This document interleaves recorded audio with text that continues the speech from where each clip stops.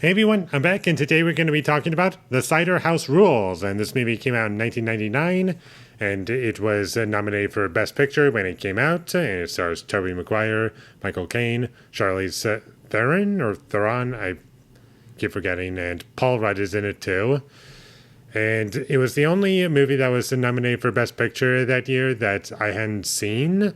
And I've seen the rest. I've seen American Beauty, the winner at the time, and also The Green Mile, The Sixth Sense, all movies that I really love, and The Insider, which I saw somewhat recently, I thought was decent, and this one was easily the worst of all of them, and it was just really, really boring for me. I took away nothing from this movie.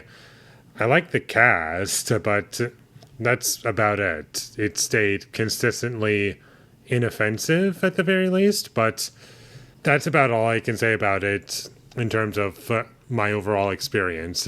Like, I kind of had an understanding of what I was getting into, just based on how the movie opened. Like, we got narration. It was trying to be very feel-good nonsense movie. Like, whatever, let's see how this goes. The music, it was going for a very specific types of emotions that I was very familiar with, and just didn't really impact me.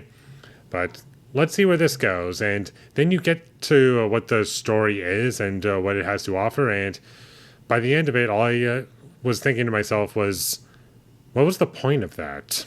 It just felt so pointless, and it didn't need to exist. Like, I couldn't name you one scene in this movie that stood out as great or exceptional or anything like that. It was all fine, and there wasn't anything in this movie that justified its own existence.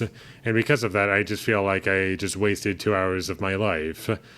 Again, it's not the first time it happened, but still, when that happens, it just sucks for me. And if I didn't have to review this movie, I would have shut it off about 45 minutes in, because at that point I just knew that there was going to be nothing for me here.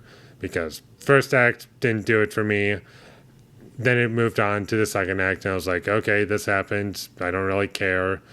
I liked some of the characters in this movie that were side characters. They were a bit interesting, but I just feel as though they were underdeveloped. Like, they didn't really give me a good sense of who they were, and there were a couple moments where I felt a little bit of emotion, mostly just comedic moments, but that's about it.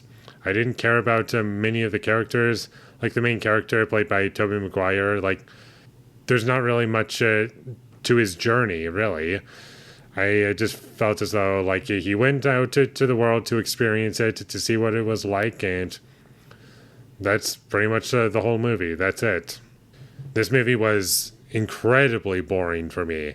I cannot name you one scene where I was thoroughly engaged.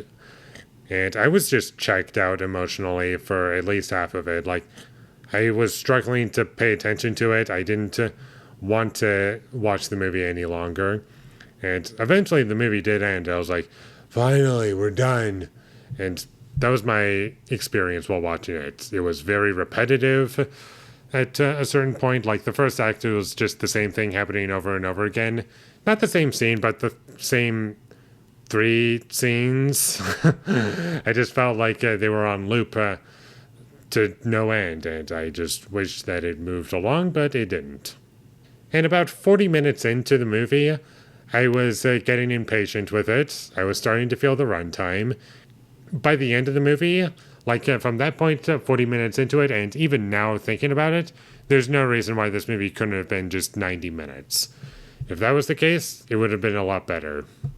I wouldn't have to be suffering through just a movie filled to the brim with just scenes of nothing happening. And just that's the whole movie.